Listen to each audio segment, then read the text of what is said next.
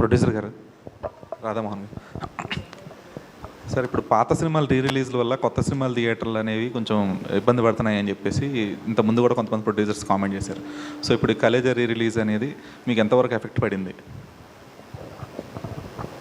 Question నాకు అర్థం కాలేదు. ఏంటంటారు? పాత సినిమాలు రీ రిలీజ్ అవుతున్నాయి కదా సార్ ఇప్పుడు కొన్ని.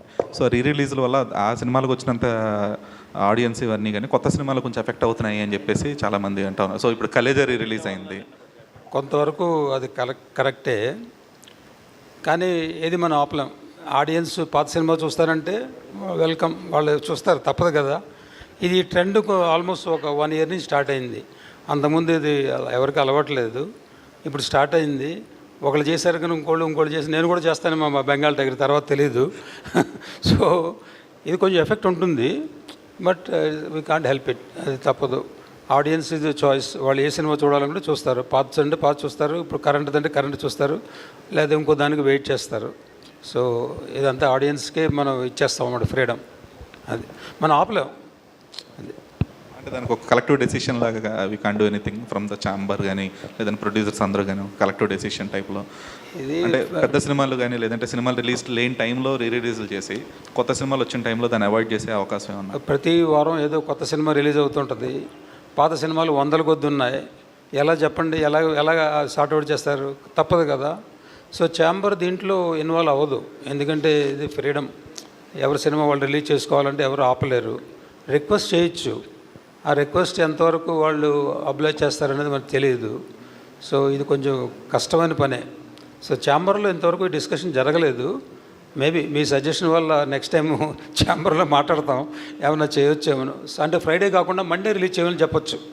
ఇప్పుడు కొత్త సినిమా ఫ్రైడే సాటర్డే సండే అయిన తర్వాత రీ రిలీజు ఫ్రైడే కాకుండా మండే రిలీజ్ చేసుకోండి అని మనం రిక్వెస్ట్ చేస్తే అది ఇద్దరికీ బాగుంటుంది.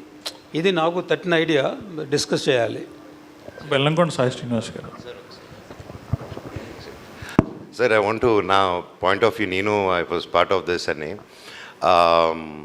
yes, there is a slight effect andi, and my request నేను అనుకుంది ఏంటంటే, మనకి ఆల్రెడీ ఐపీఎల్ ఉన్నాయి, ఐపీఎల్ వచ్చింది, దానివల్ల సినిమా ఎఫెక్ట్ అయి ఉంది. అండ్ థియేటర్స్కి ఓటీటీ అది ఆల్రెడీ వచ్చింది. అండ్ సో మనకి ఓటీటీ ఉంటూనే థియేటర్స్ కూడా ఎలాగనేది ఒక ప్యారలల్ వరల్డ్ నడుస్తుంది. ఇంకా సినిమా అంత గొప్పది కాబట్టి, అండ్ తెలుగు ఆడియన్స్ ఆ థియేటర్ ఎక్స్పీరియన్స్ నచ్చుతుంది కాబట్టి.